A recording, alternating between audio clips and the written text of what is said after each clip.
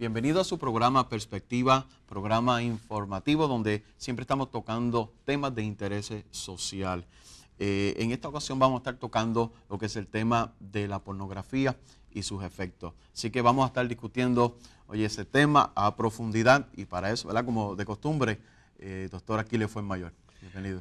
Irving, Dios te bendiga, Dios bendiga a toda nuestra querida audiencia. Qué bueno que nos encontramos una vez más, ustedes y nosotros. Hoy tenemos un invitado de lujo, tenemos al doctor José Colón. Él es consejero profesional, es conferencista y su doctorado básicamente es en lo que son los efectos de la pornografía, sobre todo a nivel de la adolescencia. José, bienvenido, qué bueno que estás con nosotros aquí en Perspectiva. Muchas gracias, de verdad que nos sentimos bien contentos de estar aquí compartiendo y sobre todo este tema tan importante para que el pueblo de Dios se eduque, sobre todo nuestras familias que tanto necesitan hablar de estos temas para poder evitar problemas mayores. Así que es un placer poder compartir esto aquí con ustedes. Sin duda tenemos que comenzar analizando lo que implica la terminología que se ha convertido ya en costumbre. Muchísima gente ya el término pornográfico hasta amable le parece. Y tenemos que empezar por desglosar esa parte porque necesitamos que usted se informe, porque un pueblo bien informado está preparado para enfrentar las circunstancias que le advienen. Así que usted, papá, mamá, usted joven que está sintonizándonos en este momento, preste atención, tome la oportunidad para grabar, para escribir, para saber más sobre este asunto. Cuando hablamos de pornografía, José, ¿a qué nos estamos refiriendo específicamente? Pues como parte de mi investigación doctoral, que lleva por título Experiencias sexuales de varones adultos expuestos a material inapropiado sexualmente explícito, yo tuve que desarrollar una definición del término pornografía. Y lo que yo pude resumir es lo siguiente, es cualquier material que se pueda ver, leer o escuchar. Y ahí tenemos un detalle bien importante que tomar en consideración porque por lo general pensamos en pornografía, pensamos en una imagen, en una foto, en una película, pero no necesariamente porque puede ser también material escrito. Hay material escrito que es pornográfico y que tiene los mismos efectos en la persona. Hay, por ejemplo, audio. Uno de los participantes de mi investigación, él se levantaba de madrugada, prendía el televisor, pero como tenía los canales de material de adultos bloqueados, no se veía, pero sí se escuchaba. Y este joven lo que hacía era que se pegaba a la bocina del televisor, bajaba el volumen para que los papás no se dieran cuenta, y él escuchaba todo lo que era el acto sexual. Y así por el estilo, pues lo que vemos ahí es que se ve, que se lee o se escucha y presenta. El acto sexual puede ser a una o más personas teniendo el acto sexual completo, simplemente simulando tener el acto sexual. Ok, cuando hablamos entonces de pornografía, estamos hablando de lo que inicialmente era una visión, de ahí el término grafía, de gráfico, de fotografía, y tenemos eso, pero entonces lo llevamos a un nivel aún mayor. El efecto pornográfico puede darse solamente cuando es audio porno o porno audio. También puede darse de manera en lectoporno, sin que haya gráficas, ¿no? Así que el efecto puede ser similar porque lo que estamos es recreando una visión, una visión sexual inexistente. Inexistente en el sentido de que no está siendo físicamente visible, pero es existente en la fantasía. O sea que sería algo así como una relación de yo conmigo mismo. No necesariamente conmigo mismo, pero un detalle bien importante en la cuestión de la dinámica de la pornografía es la siguiente, que también fue parte de los hallazgos de la investigación. Y es que el problema principal era precisamente que lleva a la persona a entrar en lo que es el mundo de la fantasía. Y todo el tiempo está fantaseando.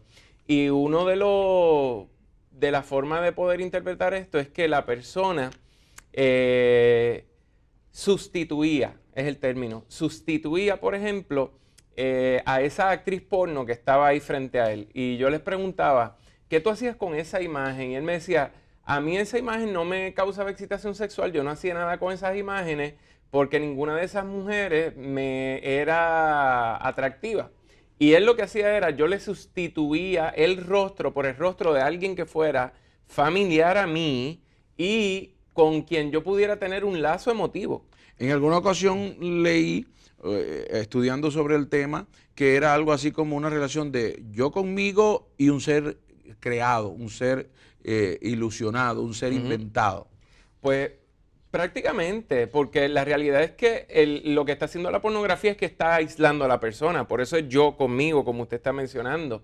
Pero en el detalle del acto sexual mental, ahí es lo que entramos en la definición de la palabra lujuria. Porque lujuria es la capacidad que tenemos todos nosotros de tener sexo con una persona en la mente. Tener sexo con la persona o desnudar a la persona mentalmente. Ya. Y ahí es donde entonces la pornografía viene a sustituir lo que es el ser humano real. Ahora, ¿tendrá que ver todo este proceso con la alta incidencia de erotismo reinante en nuestro entorno? La precocidad en cuanto a la forma de erotizar nuestra sociedad, niños, jóvenes, etcétera. Lo que sucede es que eso es una estrategia que ha utilizado la industria pornográfica, porque la industria pornográfica quiere normalizar la desnudez pública. ¿Y qué es lo que han hecho? Ellos han ido con el pasar de los tiempos, desde principios de la década del 50, que comenzó la revista de Playboy. ¿Qué sucede? Ellos van entrando a la cultura de tal forma que poco a poco van cambiando todo lo que es la estructura o la visión cultural de la sexualidad. Lo que ahora mismo usted ve las imágenes que salieron en esas primeras ediciones de la revista Playboy y los anuncios de televisión que se presentan ahora o de revista exhiben más que lo que exhibían las mismas revistas pornográficas. En aquellos tiempos la mujer siempre, o en la mayoría de las imágenes, se cubría los senos y usaba unas pantimedias desde más arriba del ombligo hasta el tobillo. O sea que ni siquiera enseñaba las piernas, ni su área genital, ni los glúteos. Pero entonces ahora vemos anuncios que salen en los cines, en las revistas, en el periódico, donde la mujer puede salir completamente desnuda y por los efectos de luces y sombras no se ve. Y que son de libre acceso incluso para los niños, ¿no? Claro, hasta el mismo periódico. Ahora, me pregunto yo, en este proceso de erotización y de pornografía social, pudiéramos llamarlo así, entendemos entonces que hay toda una estrategia por supuesto, para poder capturar a un mercado que se consuma pornografía. Sí, ya usted lo acaba de mencionar la palabra, mercado. Porque ¿qué sucede? La última parte de la definición del término pornografía es que con el propósito de excitar a la persona que está siendo expuesta al material. Porque la industria pornográfica es una industria que genera sobre 100 billones de dólares a nivel mundial. Estamos hablando de que por segundo se gastan sobre $3,000 en pornografía. ¿Sabes? Y eso con todas las páginas porno que hay gratis. $3,000 por segundo. Por segundo. Entonces, ¿qué es lo que sucede? La pornografía tiene la capacidad de convertirse en una adicción.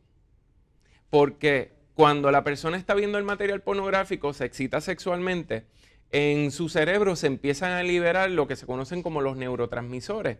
Y entre ellos hay un péptido específico que se llama la endorfina. ¿Qué sucede? La estructura molecular de la endorfina es similar a la de los opioides. O sea, opio, heroína y morfina.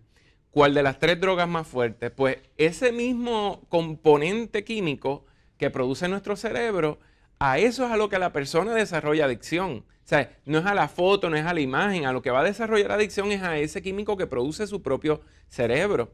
Pero como somos seres neurohormonales, que no es solamente lo que va a ir segregando nuestro cerebro, sino que también las glándulas que producen hormonas, esa endorfina envía una señal a la glándula adrenal, que es la misma que produce la adrenalina, y produce una hormona que se llama epinefrina.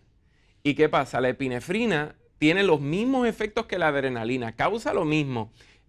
Aumenta la presión sanguínea, se dilatan las pupilas, la respiración aumenta y esa hormona empieza a correr por todo el torrente sanguíneo.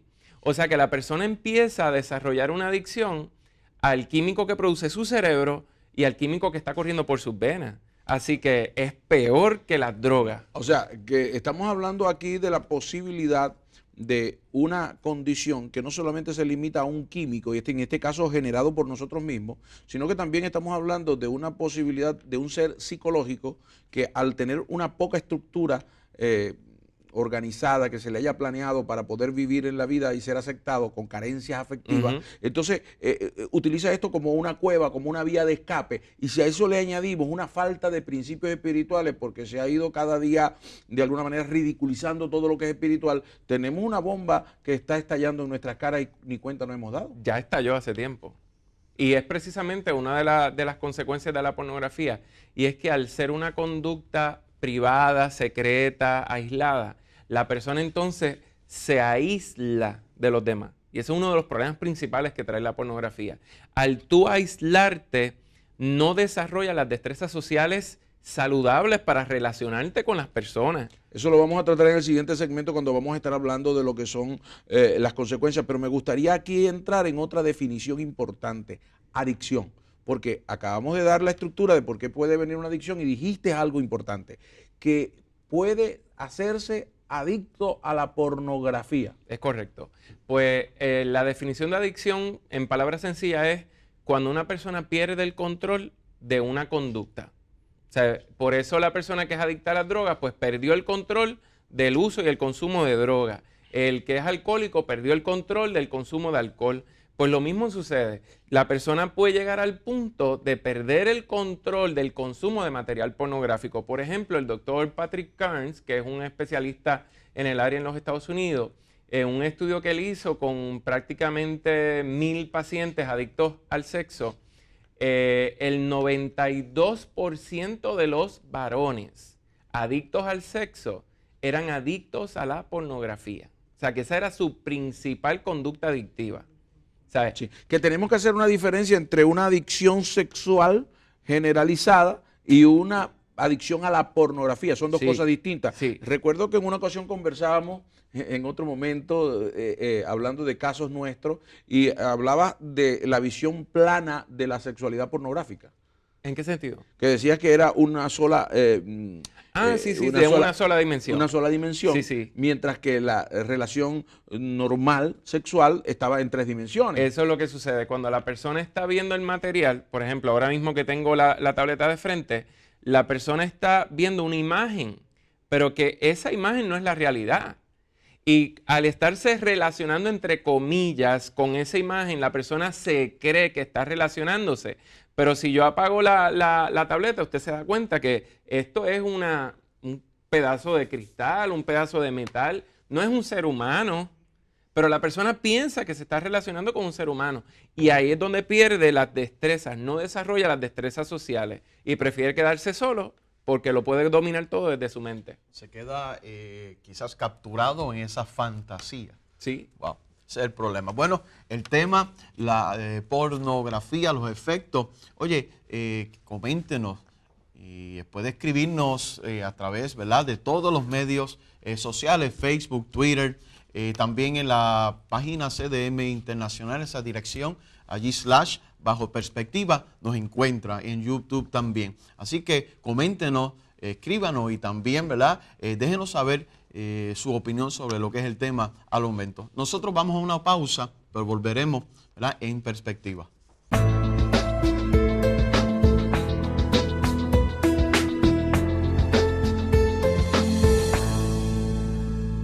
Bueno, de vuelta aquí en su programa Perspectiva, programa donde estamos informando sobre temas de intereses sociales. Estamos hablando en esta ocasión sobre lo que es los efectos de la pornografía. Y aquí hay algunas estadísticas para comenzar o seguir hablando sobre el tema. Y es alarmante. 4.2 millones de sitios o páginas en la red de pornografía. Algunos 68 millones de búsquedas con relación a la pornografía, y esto es diario. Sí, 68 millones al día. Hay algo que no quisiera dejar pasar por alto en lo que es el segmento anterior cuando hablábamos de las definiciones, y es que al hablar de adicción estamos hablando de algo que consumimos, al consumir pornografía, eso tiene que de alguna manera expresarse en mi conducta diaria, dentro de la definición. La pornografía tiene relación con muchos de los acontecimientos de violencia, de la vida diaria, de la relación con mi pareja, con mis hijos, con el entorno en el que vivo. Tiene relación el que yo sea adicto, porque si yo soy adicto a las drogas, eso tiene un efecto social. Claro. La pornografía tiene un efecto social. Tiene muchísimos efectos sociales, muchísimos. Por ejemplo, cuando vamos a hablar de ese caso en particular, uno de los expertos en el área, el doctor Víctor Klein, él estableció que el problema principal de la pornografía no es que usted se vaya a convertir en un agresor sexual, en un violador en serie, etcétera, sino que el principal daño que está causando es en las relaciones familiares y matrimoniales. Entonces, dependiendo la edad de la persona que está siendo expuesta al material, es que va a ser el efecto que va a tener. Por ejemplo, cuando está mencionando lo de que cómo va a afectar esto en la conducta, parte de mi investigación doctoral, yo usé como marco teórico la teoría de aprendizaje social de Bandura. ¿Qué establece la teoría de aprendizaje social? Pues que la persona imita lo que está viendo y sobre todo lo que establece que es el modelaje vicario. ¿Qué es el modelaje vicario? Que si yo estoy viendo que la persona que está realizando un acto está derivando placer o algo que le gusta, pues entonces yo me voy a motivar más a hacer lo que él está haciendo. Y eso es lo que pasa con los menores. Cuando el menor está viendo este tipo de material, y hubo un estudio que se hizo con el doctor Jennings Bryan, donde jóvenes habían sido expuestos al material y cuántos de ellos querían imitar lo que habían hecho, lo que habían visto, perdón. Y en mi investigación doctoral, por ejemplo, uno de mis participantes me narra su experiencia que a los 13 años él siempre veía 3 actos sexuales en particular. Como tenemos una audiencia amplia, pues no voy a dar los detalles, pueden haber menores viendo. Y él decía, doctor, siempre yo veía 3 conductas sexuales, 3 actos sexuales. Y a los 13 años yo quería imitar esos 3 actos sexuales. ¿Qué sucedió? Ya a los 14 años yo los había imitado los 3. ¿Cómo lo hizo? Él dice, yo me busqué una novia y tanto estuve hasta que la convencí de hacer los actos que yo quería. Así que ahí vemos cómo eso está afectando. En el matrimonio está afectando igual, de muchas maneras. Hay matrimonios donde el esposo está totalmente metido en la pornografía, ya está secuestrado por la pornografía, por decirlo de alguna forma, y se va separando esa relación matrimonial. Aquí podemos puntualizar una de las consecuencias que podemos tener directa, un efecto social a través de la familia, y sin duda, cuando una familia es afectada, todo el entorno social es afectado. Por supuesto. Ahora, estamos hablando de la sexualidad del matrimonio, puede ser afectado por la pornografía. Totalmente. Pero sí es que muchos colegas que tenemos en psicología y en trabajo conductual recomiendan ver cierta pornografía para estimular las relaciones matrimoniales. Y tú me estás diciendo lo contrario, me estás diciendo que totalmente lo contrario. De hecho, en mi investigación yo le pregunto a los 6 participantes cuál fue el mayor beneficio que ellos obtuvieron o qué fue lo mejor de la pornografía. Y los 6 me miraron como que, pero ¿qué tú estás diciendo? No, esto para nada me ha ayudado, nada me ha educado, sino todo lo contrario. Lo que me educó fue sobre cosas incorrectas de la sexualidad. Y lo que sucede es o sea, que más que educar, lo que hizo fue pervertir. Sí, pero más que eso, descontrolar. Más que eso es tergiversar lo que es el propósito del acto sexual. Porque la pornografía a lo que va a responder es a la política sexual del mundo. Que la política sexual del mundo busca el acto sexual solamente por la búsqueda del placer. Sí, el placer por el placer, una forma de hedonismo. Eso es su gratificación. Narcisismo, más de eso, ¿no? Entonces, ¿qué sucede? La persona se enfoca en que este profesional, entre comillas, le dice, vea pornografía para aumentar la chispa del matrimonio. Pero lo que va a suceder es todo lo contrario. Porque, número 1, se supone que a mí como varón casado, se supone que quien me excite sexualmente es mi esposa. Pero cuando yo pongo material pornográfico, y estamos dando el ejemplo, yo lo que estoy viendo es la imagen de una mujer que no es mi esposa. Y ahí yo me estoy excitando sexualmente con el cuerpo de una mujer que no es mi esposa. Y ya eso, según la palabra, Mateo 5, 27 al 28 dice que si tú codicias a la mujer ajena, ya adulteraste con ella en tu corazón. Aclarando que el término codicia implica desear tener lo que otro tiene y no me pertenece y que no tengo por derecho, Sí, aclarando eso. pues claro. Y déjeme decir algo, sin que esto sea un programa que haga proselitismo religioso, es un programa de informativo y la mayoría de nuestra audiencia es cristiana, de cualquier apellido denominacional. Y esto que está planteando nuestro invitado de hoy, el doctor José Colón, que es un profesional en este tema y su doctorado está basado precisamente en una investigación sobre lo que es el proceso pornográfico y los daños y efectos en la sociedad, debe ser parte de nuestra reflexión. Básicamente, José, yo tengo un planteamiento a esto. Yo digo que nosotros, al perder la comunicación original, entramos en lo que fue una mitificación generacional. Utilizamos a las figuras de autoridad con las que crecemos, tomamos de ahí una información y nuestra intuición, la cual nos va a llevar también al pareo con las personas que tenemos en nuestro entorno y nuestra sociedad. Allí entonces viene un problema serio. Nos convertimos, en el primer segmento hablábamos de estadística, de que esto se quiere hacer ver como un proceso consumible, algo que podemos consumir y que no es tan malo como así que nos convierten en un producto o nos convierten en un consumidor del producto. Pregunto yo, estas consecuencias tienen todo un plan, es decir, al convertirnos en consumidores de la pornografía, ¿qué están tratando de hacer? En convertirnos en un mercado. Es un mercado porque ellos se están lucrando, estamos hablando de una industria de 100 billones de dólares. Que el gobierno también se beneficia de esos millones cuando están estas industrias en distintas ciudades, distintos estados. De hecho, y perdona, esa palabra es como que no es muy conocida entre muchos, la industria. O sea, ya esto no es un negocio, es una industria. Sí. Por eso es que nos están induciendo toda la sociedad, oye, meramente para lucrarse. Oye, sí. Tomo eso como un pie forzado para poder explicar lo siguiente y me gustaría, José, que lo hiciéramos. Mira, nos entra dentro de las definiciones, pero trae consecuencias también. El hecho de llamar industria a algo que no lo es, o llamar trabajo a algo que es perversión, ¿no tiene un problema de adecuación? ¿No nos están condicionando? Lo que sucede es, por lo menos para mí, yo lo veo en el sentido de que es una industria porque está todo montado sobre una organización. Pero es que industria, terrible, y perdóname que aquí te interrumpa. Y todo lo que genera. Pero está bien, desde esa perspectiva, pero si lo analizamos desde otra perspectiva, del significado semántico de la palabra industria. Original. Industria es creación, es construcción, es positivo. ¿Qué construye la pornografía? Bueno. Si estamos hablando desde esa perspectiva, pues entonces está construyendo una imagen falsa de lo que es la sexualidad. Así que más bien que industria es un proceso económico que nos hace consumir, pero que no tiene ninguna aportación positiva. No, para nada. Por el otro lado, trabajo, actor pornográfico, son palabras de adecuación. Porque es un profesional incluso. Por eso, actor pornográfico. ¿Qué clase de actor es uno que se acuesta o una que se acuesta con 10 distintas personas? Simplemente es el término, porque como es una película, es una grabación, pues se le llama actor. Pero no tiene ninguna preparación en actuar. De hecho, si usted se fija bien, las películas pornográficas, ahí no hay prácticamente ni un libreto, ahí no es hablar, y es simplemente el sexo por el sexo. La argumentación es vacía, hueca. Punto.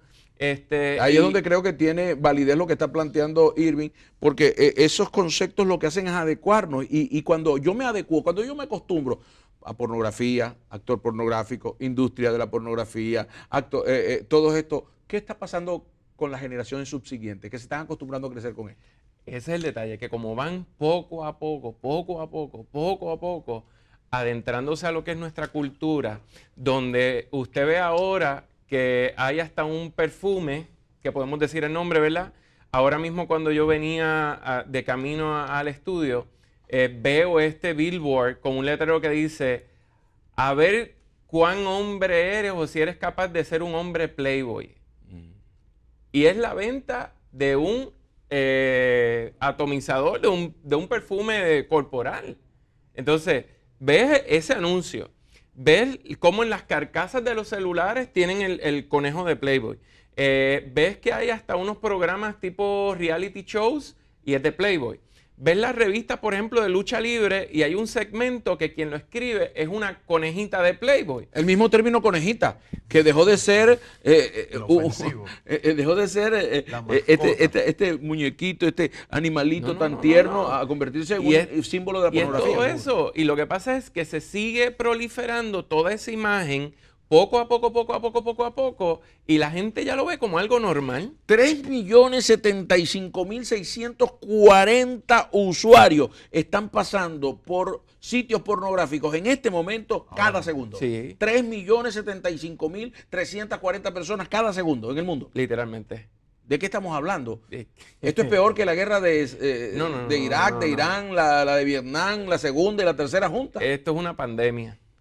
Esto es una pandemia y de hecho, uno de los participantes dijo, esto es peor que la peste bubónica, esto es peor que una bomba nuclear, porque esto está dañando y destruyéndolo todo. 28.258 personas están siendo expuestas a pornografía sin buscarla en la internet en este momento.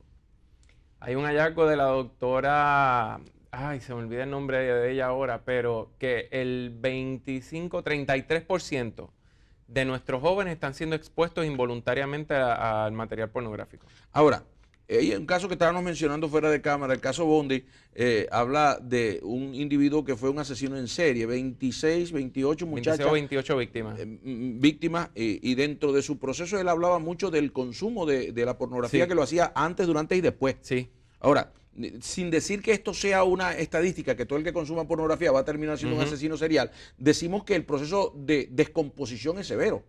Sí, en el sentido también, no solamente de que yo ejerza violencia contra otra persona, pero en el factor de que la pornografía te aísla, te separa de la gente.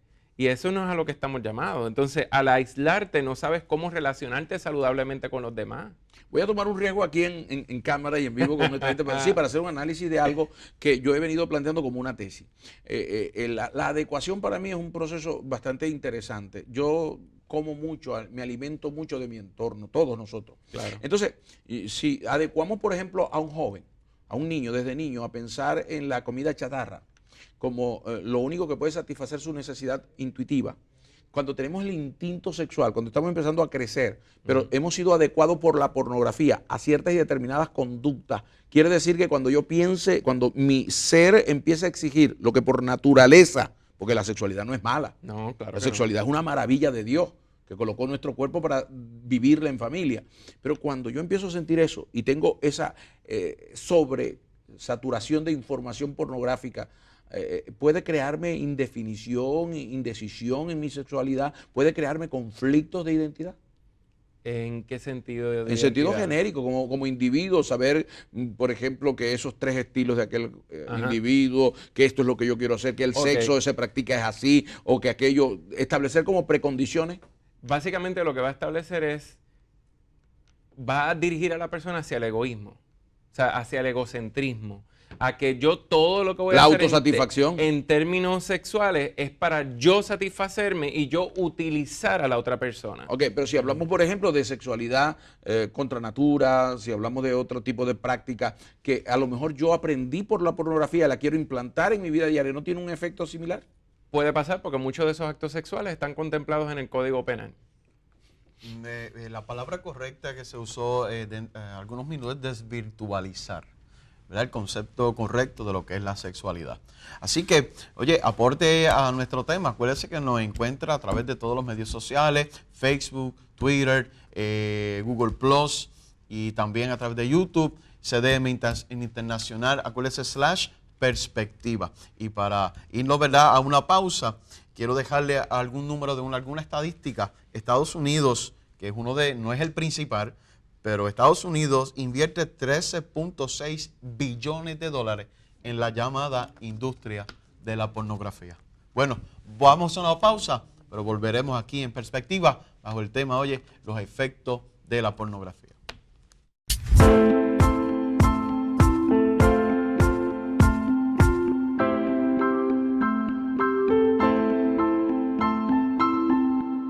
Y de vuelta a su programa Perspectiva.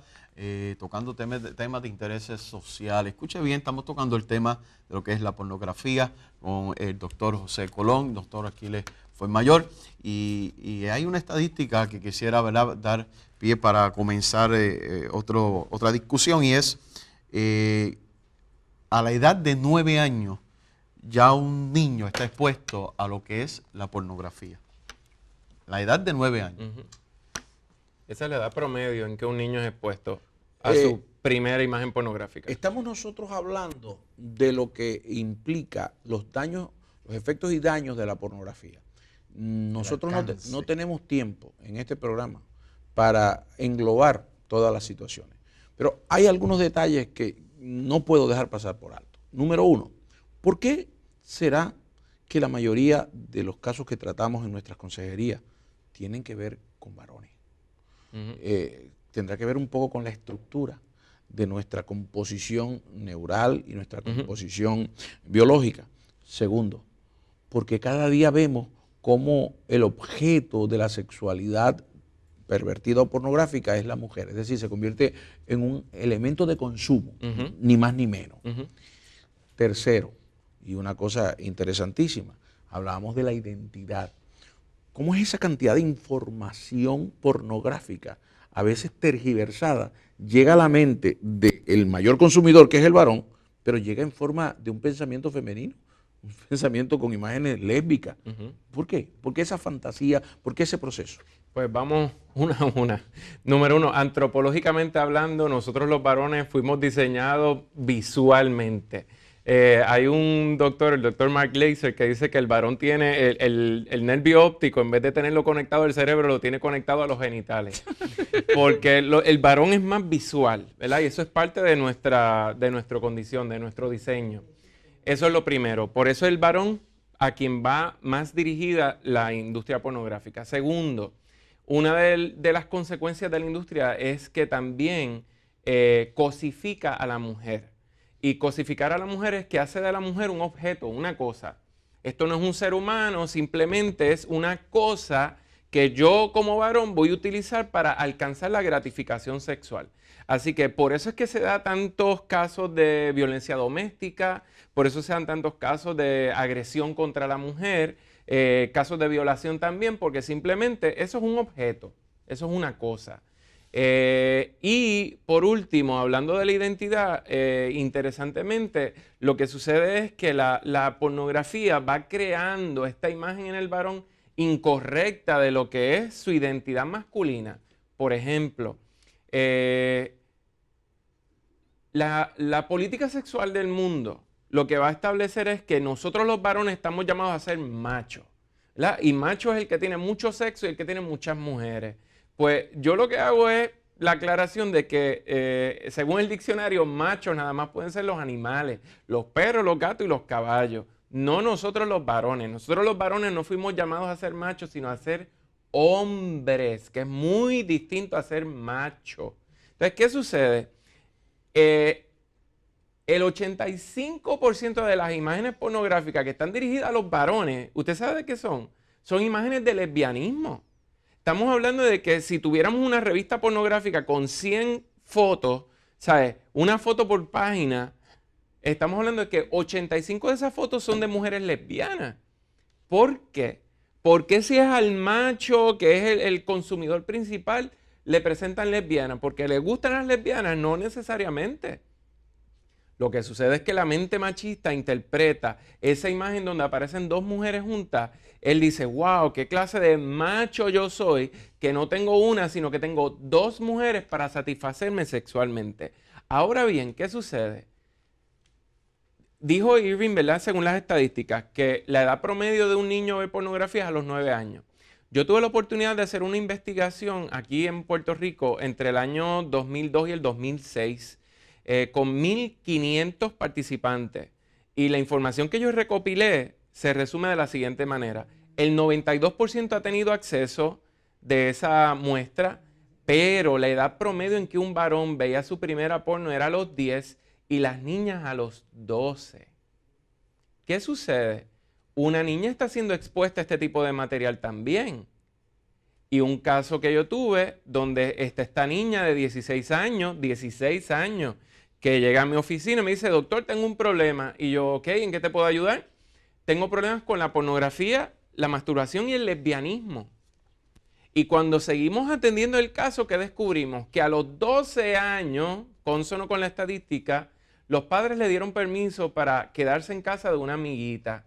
Cuando estaban solas ellas en el cuarto, la amiguita sacó un DVD porno que tenía de sus padres, puso la película y las imágenes que salieron en la pantalla eran imágenes de lesbianismo. ¿Qué yo le explico a esta jovencita? A los 12 años tú fuiste expuesta a ese tipo de material. Eso es ilegal. Al ver ese tipo de material, ya eso va a marcar tu mente para siempre. Segundo, la imagen que viste fue de una mujer con otra mujer. ¿Qué interpreta la mente de una niña de 12 años? Que la forma correcta de una mujer expresarse sexualmente es con otra mujer. Y tercero, perdón que te interrumpa, y cuando vengan los verdaderos deseos de sexualidad, entonces los va a asociar con esa idea equivocada que tiene. Y ahí es que vamos a la tercera. La amiguita de 11 años comenzó a imitar con ella, claro, los actos que estaban viendo. Por eso es que yo, una de las frases que digo cuando doy conferencias es que te vas a cansar de ver y vas a querer hacer. José, nos queda poco tiempo para la parte que nos corresponde aquí de cómo mejorar, cómo podemos salir de este infierno, de estas ataduras, de estas cárceles que tanto destruyen nuestra sociedad como es la pornografía. Pero me pregunto yo, cuando vemos las parafilias que cada día abundan y crecen con mayor fuerza, incluso hasta nuevas parafilias que no existían hace varios años atrás, las encontramos, pero vemos que, por ejemplo, la pornografía infantil crece todos los días más, que vemos cómo la zoofilia sigue creciendo, cómo el fetichismo sigue creciendo. Todo esto tiene que ver con ese inicial consumo de pornografía. Totalmente. Claro que sí, porque se sigue promoviendo. Se cansa la gente entonces de un estilo y quiere innovar con cosas distintas. Sí, porque mira lo que sucede. Antes no había tanto acceso al material pornográfico. Antes solamente eran revistas y películas y estaba bien controlado el acceso. Ahora, con el advenimiento de toda la tecnología, todo el mundo tiene acceso a toda edad. Antes, el material que se veía era lo que se conocía como softcore, soft porn, que era la pornografía legal, entre comillas. La Playboy cae en esa categoría. Y la pornografía que era hardcore, que era lo que se conoce legalmente como material obsceno, no todo el mundo tenía acceso porque eso era algo prohibido.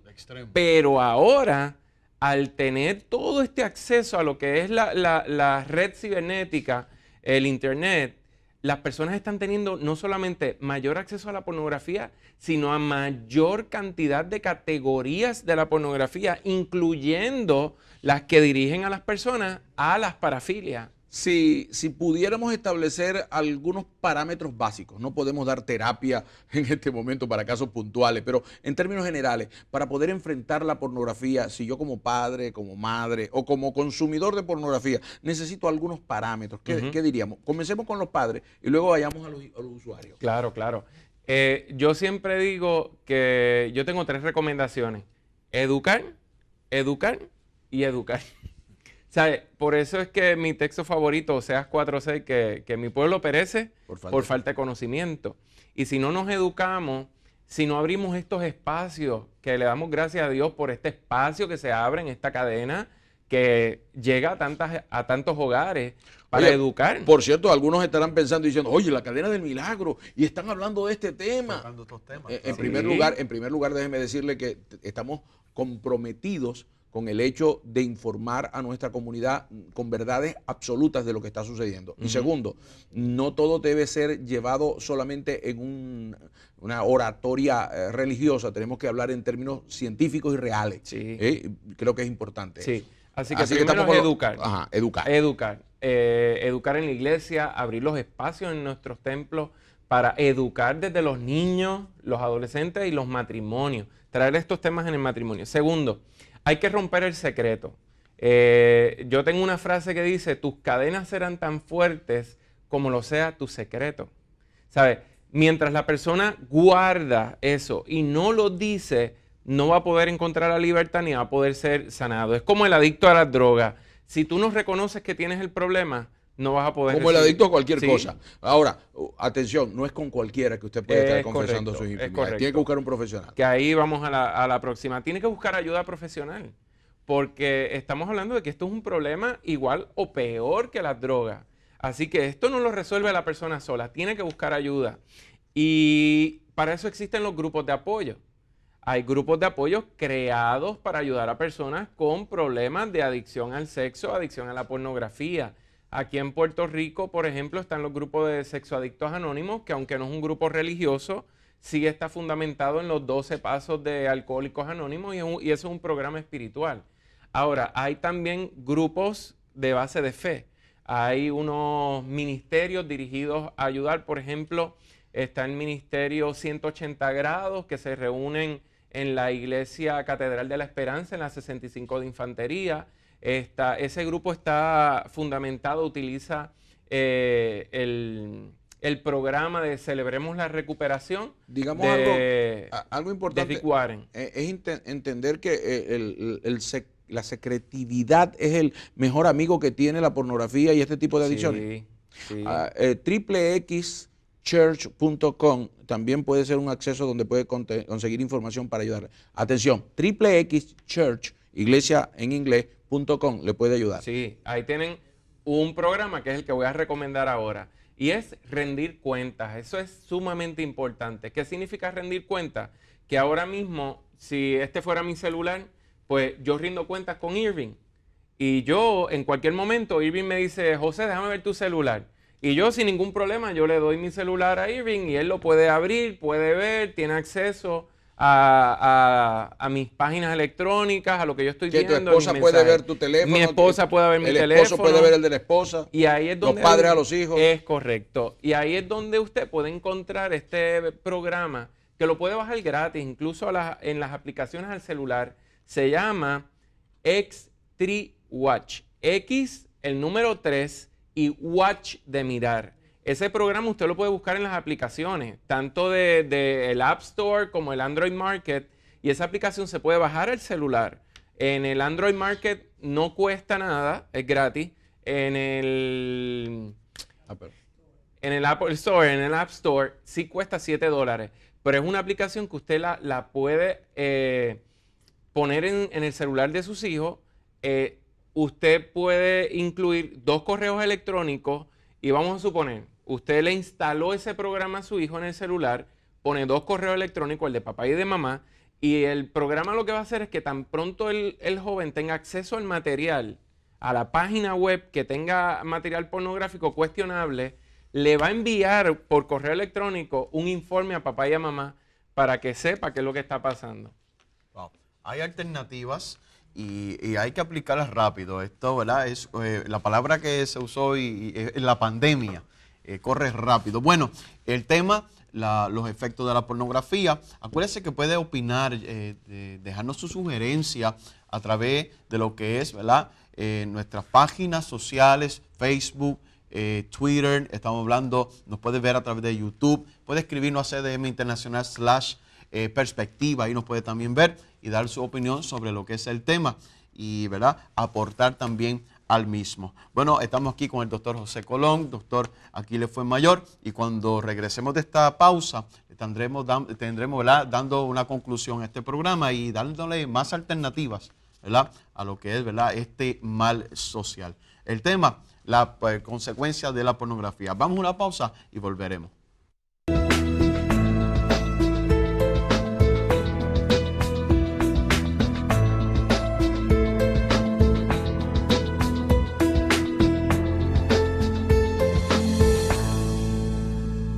Aquí de nuevo en su programa Perspectiva, programa informativo. Estamos tocando temas de intereses sociales. En esta ocasión estamos concluyendo el tema de lo que es los efectos de la pornografía con el doctor José Colón, doctor Aquiles Fuenmayor.